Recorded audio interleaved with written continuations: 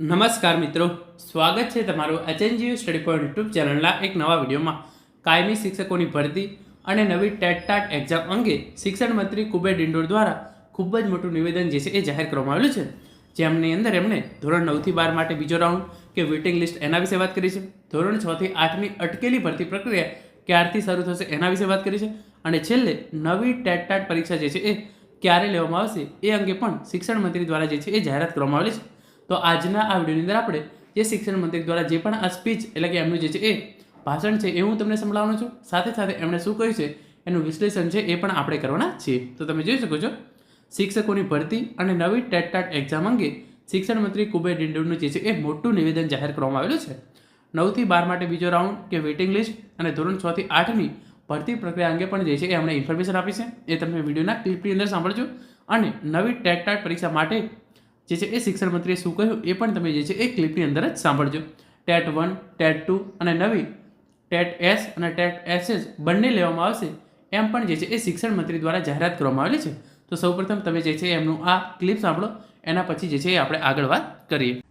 શિક્ષકોના ભરતી વિલંબ પર શિક્ષણ મંત્રીએ નિવેદન આપ્યું કે ભરતી પ્રક્રિયા પારદર્શક રીતે થઈ છે. વેઇટિંગ માટે અમે પોર્ટલ બનાવ્યું છે. અમે નવી પરીક્ષાઓ માટે આગળ વધીએ છીએ. તો ખાલી રહી છે વેઇટિંગ લિસ્ટ આપણે ઓપરેટ કરવાનું, જેના માટે પોર્ટલની અમે વ્યવસ્થા કરીએ છીએ. આપણી વ્યવસ્થા છે ભરતી પ્રક્રિયા પારદર્શક છે, કોઈને પણ અન્યાય ના થાય એના માટેના પ્રયત્નો છે, અને ટૂંક સમયમાં એ પણ આપણે પૂરા કરીશું. ઉમેદવારો જે છે એ અમારી પ્રક્રિયા અત્યારે હાલમાં ચાલુ જ છે.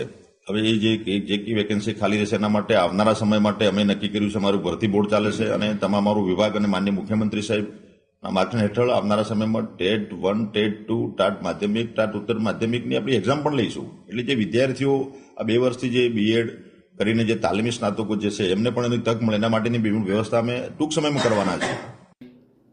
તો તમે જે પ્રમાણે ક્લિપની અંદર સાંભળ્યું એ પ્રમાણે તમે જોઈ શકો છો, ધોરણ 9 થી 12 માટે જે છે એ વેઇટિંગ આવવાનું છે અને એના માટેનું જે છે એ પોર્ટલ અત્યારે તૈયાર કરવાની કામગીરી ચાલી રહી છે. ધોરણ 6 થી 8ની ભરતી પ્રક્રિયા કમિટીનો જે છે એ નિર્ણય આવશે. એના પછી રાજ્ય સરકાર જે પ્રમાણે આદેશ આપે એ પ્રમાણે લેવામાં આવશે. અને નવી ટેટ પરીક્ષા છે એ પણ ટૂંક જ સમયની અંદર લેવામાં આવશે. હવે આ ટૂંક સમય કેટલો રહે છે એના વિશે મને તો કોઈ પ્રોપર ખ્યાલ નથી, પરંતુ ટૂંક સમય જે છે એ એમ શિક્ષણ મંત્રી દ્વારા જણાવવામાં આવેલું છે. બની શકે છે કે આ ટૂંક સમય 1 મહિનાનો હોય, 2 મહિનાનો પણ હોઈ શકે છે, 6 મહિનાનો પણ હોઈ શકે છે, અને આ ટૂંક સમય 12 મહિનાનો પણ હોઈ શકે છે. કારણ કે શિક્ષકોની ભરતી પ્રક્રિયા જે છે એ છેલ્લા 2.5 વર્ષથી ચાલી રહી છે. અને જ્યારે પણ શિક્ષક ભરતી વિશે આપણે અપડેટ શિક્ષણ મંત્રીને પૂછીએ છીએ ત્યારે એમણે ટૂંક સમયમાં આ ભરતી પ્રક્રિયા પૂરી કરવામાં આવશે એમ જ જે છે એ જણાવેલું છે. તો નવી ટેટ પરીક્ષા માટે ધોરણ 9 થી 12 માટે જે છે એ વેઇટિંગ લિસ્ટ માટે પણ જે છે એમણે ટૂંક સમયની અંદર આ તમામ પ્રક્રિયા કરવામાં આવશે એમ જણાવ્યું છે. હવે આ ટૂંક સમય ક્યારે આવે છે એ તો ભગવાન જ જાણે. Thank you so much for watching.